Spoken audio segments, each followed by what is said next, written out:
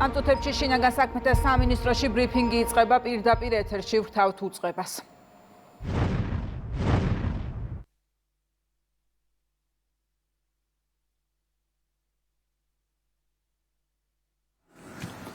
მოგესალმებით.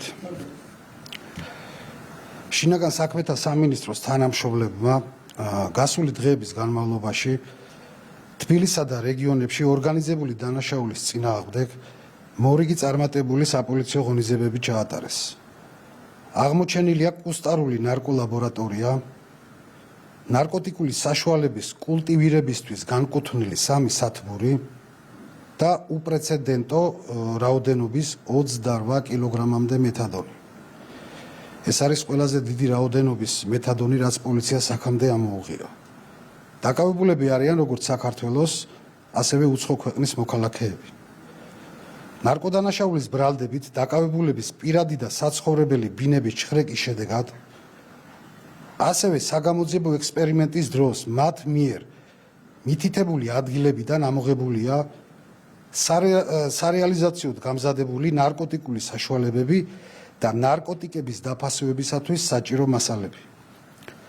სამართალდამცველების მიერ ოპერატიული ინფორმაციის საფუძველზე ჩატარებული საგამოძიებო მოქმედებების შედეგად თბილისსა და რეგიონებში სხვადასხვა მისამართებზე მდებარე საცხოვრებელ ბინებში აღმოჩენილია ნარკოლაბორატორიები, სადაც ნარკოდამნაშავეები კუსტარული წესით ამზადებდნენ სხვადასხვა სახის ნარკოტიკულ საშუალებას და ფსიქოტროპულ ნივთიერებებს.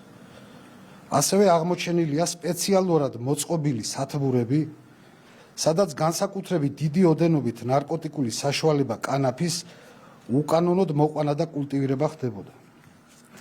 სამართალდამცველებმა ნარკოტიკული საშუალების კულტივირებისათვის საჭირო მასალები და სავარაუდოდ ნარკოტიკული საშუალების რეალიზაციის შედეგად მიღებული ფულადი თანხა ნივთკიცება დამოიღეს.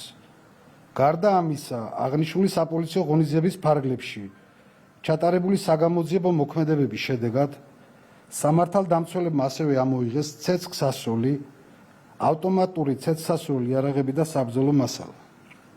გამოძიება სისხლის ამართლის კოდექსის 226, 260, 260 კვარტა, 261, 262, 263 და 265 პრიმა მუხლებით მიმდინარეობს, რაც 20 წლამდე ან უვადო თავისუფლების აღკვეთას ითვალისწინებს.